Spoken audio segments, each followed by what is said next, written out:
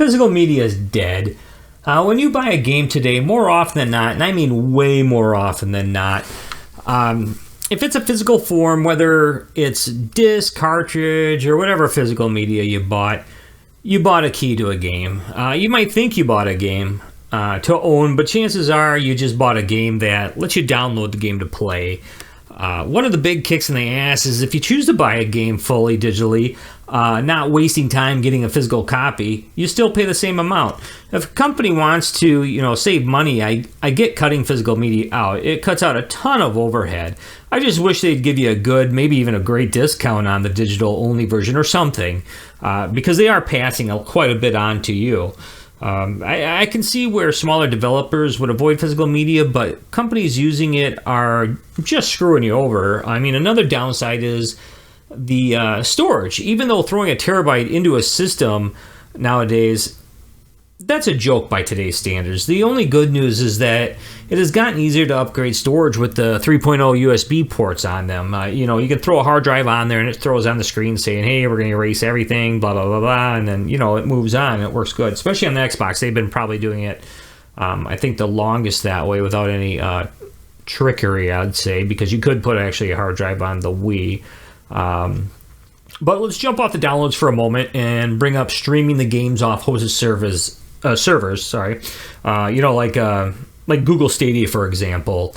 Though I'm not happy with the death of physical media, I am a Stadia Founders Edition customer, and I'll also be signing up for the free version of NVIDIA Now, I think it's called, streaming service. I shouldn't say I will be. I actually already did.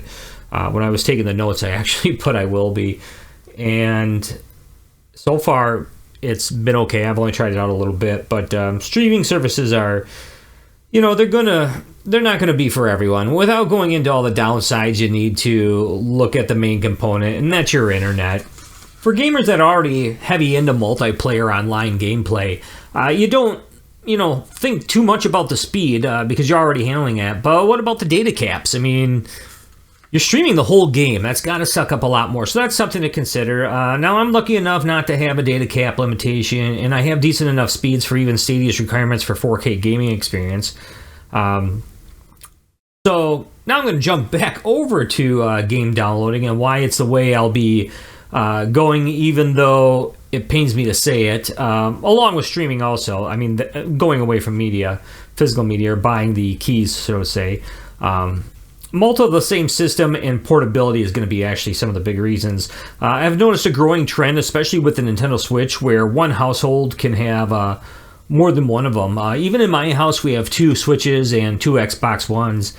All my games that I have the disc for, or should I just call it the key at this point, to the Xbox systems, I need that key to start the game. Any of the games I downloaded, it's not a big deal because they reside on both the systems. If I downloaded them on both the systems, it doesn't necessarily mean I do. Like, for example, I have Marvel Capcom on one and, now on the other. I just happen to play it on one computer more than another. So if I don't, if one day I go to the... or Xbox game. If I go to the other system and I want to play it on there one day, well, then yeah, I will download it, but I don't just download it to both of them. Now, for save data, that's a completely different animal. I know some people are probably out there going, well, the save data is on the system, it's not there. A lot of, like, when I'm playing Marvel versus Capcom, I'm playing it like Mortal Kombat, competition mode with friends and stuff. I'm not looking at save data. So even though that can be an issue, that's not part of this conversation because that is something you need to look into. When you're thinking about this kind of stuff. But, when you think about it, even if you're using the disc and it's a key and you got to bring it from system to system, it's still not changing. You're not saving to the disc, where the Switch would be a little different. But we'll get to the Switch part. This is not the end of the world with the Xbox either because the systems are usually in the same house, at least for me, and... I'm the only one who plays on it, so that's not a big deal. But like I was saying, with the Switch having the cartridge, this is awesome because in most situations, the game is the whole game. This is quickly changing, though, because some games you buy in the store, when you open it up, there's nothing inside it. There's just a download code. I think NBA, 17, 18, something like that. It was one of the first to do it from what I remember, and you opened it up and there was no cartridge in there, and now I'm hearing there's more and more doing that. So you're basically just buying a sleeve, which you know, I'm breaking myself of the habit of needing that sleeve. I know there's people out there, they buy it, they got to have that, and that's fine. You know, if that's them. This is an opinion piece, so. But then a lot of times, you know, you get the game too, and you pop it in, and it says, "Oh, you need an update before you got to play," because maybe the operating system on the Switch had an update, and in order for the game that came out to play correctly, it needs the update too to take that in. Well, there you go. You now have a key. That cartridge is useless, other than to say you bought the game. Where if you would have downloaded it, you don't need that cartridge. Which now, you know, by having that digital download, now if you have more than one Switch, and one's away from the house or someone's playing it, you know, you have it on another Switch. Especially if someone's away from the house, they might have the cartridge with them. Now you can't even play that game. So there's, you know, multiple reasons that, you know, going forward, I think the digital download is the way to go. Actually, I'd really like to see Stadia get on the Nintendo Switch, but I don't foresee that happening. That or xCloud. You always hear rumors about Microsoft and Nintendo talking together, but chances are that's not too likely. But I mean, if you watch some of my other videos, you'll notice that I've been doing a lot more videos on my 3DS and my DSi. Game Boy Advance, I just did a video on that where I put an IPS screen in it. Yeah, I know there's a ton of IPS screen swaps out there, but man, that IPS screen looks good.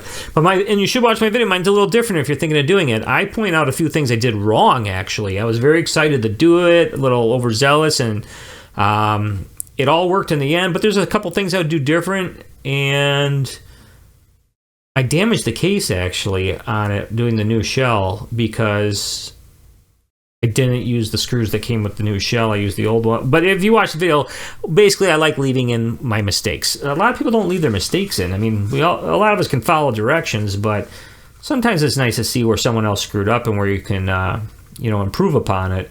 You know, but as the future of gaming goes, I don't know what will happen. Streaming services are going to start out rough. You know, they're going to become probably the way to go in most cases, and then they're going to get bastardized. You know, no different than what happened with the video streaming services. I mean, by the time you add it all up for a price of each streaming service, you know, it probably easily costs more than a lot of people are paying for cable. You know, a lot of reasons why people are trying to cut the cord, but you know, these companies have gotten smarter, and they're like, well, you'll pay $4 here, $5 there, maybe $10 there. And then they really lock you in where they're like, well, it's this much, you know, it's $10 a month, but we'll charge you $100 for a year. Don't get me wrong, I'm one of those people. I'll pay the year and pay less, but now they locked me in, they got that money. And we're already seeing a possible move like this. Some of the devs out there are pulling away from NVIDIA now. There's an issue where they're not happy their games are on there. And from a Stadia perspective, they're hosting the games. I could see that. And I guess, you know, if Stadia wasn't paying the devs, that would be a big issue. I mean, the devs are creating the games and stuff. But NVIDIA, they're more of a conduit. They're not hosting or anything. You're just playing games you've already bought from the devs. So, you know, that's a different argument to have. You know, I don't know enough from the devs' perspective to say they're wrong or anything. But not crazy about that part. But starting out I can't talk. Starting out competition, you know, it's good. It makes companies strive to be better than the next company. You know, but unfortunately, you know, I would predict exclusives being held for certain streaming services, which are, you know, are already happening with today's games, you know, like, you know, Halo for Microsoft, you know, things like that. I mean, it would be great if devs in the future could design the games for streaming services where if you purchase the game, the dev has it where they get the money for it, and then whatever streaming service you're on, you can play that game then, whether it's some kind of syncing, unlock, or something. And that way, if you switch streaming services, it follows you. Obviously, exclusives wouldn't or something, but that'd be great. Then the devs would get their money. Maybe you'd pay for, you know, the service from the provider for how you get that, you know, depending on what you get. You know, like Stadia, for example. I know it's getting a lot of hate right now. I would actually question if the complainers are actually using Stadia, because I have very few complaints about it so far. It really runs surprisingly well considering what it's doing, and then some. I mean, it's not like I'm saying, oh, I'm making a compromise because of what it does. No, it actually works really well. I'm very shocked by it.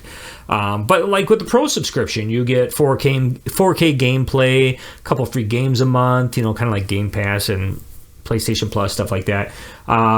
Or Gold, I should say, with Xbox. But you get a discount on the games, things like that. I mean, if you're actively buying games, that pays for, I think, what is it, $10 a month right now. And eventually the standard's going to come out, which you still can play the games, and you can play them in 1080, which a lot of my PC games and almost all my other system games, I am playing in that, if not less, actually. So, I mean, it's really actually a good service. I know a lot of people like, oh, NVIDIA now, Stadia sucks. Nah, you need them both. Right now, competition's good.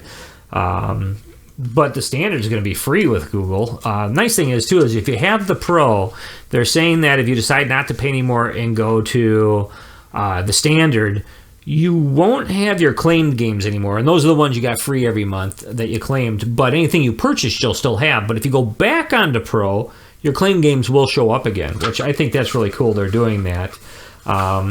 But I mean, I could keep going. I just wanted to, touch on a few points and see if I could generate a conversation in the comments. This is just my opinion, and that doesn't mean that I'm right or wrong, even though I'm always right. But I'll throw one more on top of it. I mean, one of the benefits to talk about is that how streaming services just turned an aging gaming PC into a system that could still have years left on it. I mean, I'm at 16 gigs of memory. That's fantastic, but it's DDR3. I got a 1060 card. That's a great card, but it is aging now by today's standards. I'm on an i5 processor, which, 2 years ago, I was really happy with it. I'm actually still pretty happy with it, but some games I got to turn down a little bit. But I'm still big into other games, like DayZ looks fantastic on it. Crysis 3, I mean, Christ, no pun intended. Who thought Crysis would run one day? I mean, when that game came out, that killed systems. But that's a great point right there, is with the streaming, you don't have to worry about that anymore. You don't have to buy a system or a laptop the size of your room. You can, get a computer to do other things for, which half our phones are doing now anyways. But yeah, I mean, that's about it. I mean, I skimmed over a lot of stuff. There's so much more that, could be added to this. But, that's what the comments are for. Leave a comment, like the video, share it. Other than that, thanks.